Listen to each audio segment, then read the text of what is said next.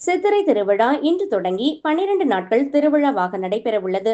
சித்திரை திருவிழாவின் போது நாள்தோறும் காலை மற்றும் மாலைகளில் 4 மாசி வீதிகளில் கற்பக விருட்சம், சிம்ம வாகனம், பூத அன்ன வாகனம், கைலாச பர்வதம், காமதேனு, தங்க பல்லக்கு, தங்க குதிரை, ரிஷப வாகனம், நந்திகேஸ்வரர், யாழி, வெள்ளி சிம்மாசனம் என பல்வேறு வாகனங்களில் சுவாமியும் அம்மனும் எழுந்தருளும் வீதி உலா நிகழ்வு நடைபெற உள்ளது.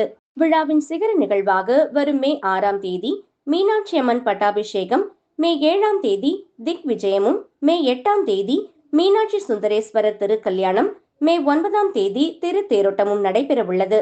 மலர்களால் அலங்கரிக்கப்பட்ட தங்கமுலாம் பூசப்பட்ட கொடிமரத்தில் தர்பை புற்களை வைத்து வெண்பட்டால் சுற்றப்பட்டிருந்தன.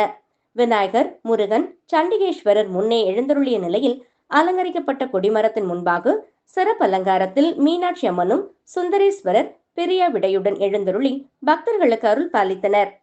வேத மந்திரங்கள் முழங்க சிறப்பு பூஜைகள் நடைபெற்ற பின்னர் தங்க கொடிமரத்தில் பிரம்மாண்ட மாலை ஏற்றப்பட்டு மலர்கள் தூவ கொடி கம்பத்திற்கு பூஜிக்கப்பட்ட நீரினை கொண்டு அபிஷேகம் செய்யப்பட்டு கொடியேற்ற விழா வெகு விமர்சையாக நடைபெற்றது. சித்திரை திருவிழா கொடியேற்றிய போது பக்தர்கள் பக்தி முழக்கங்களை எழுப்பியவாறு சுவாமி தரிசனம் செய்தனர்.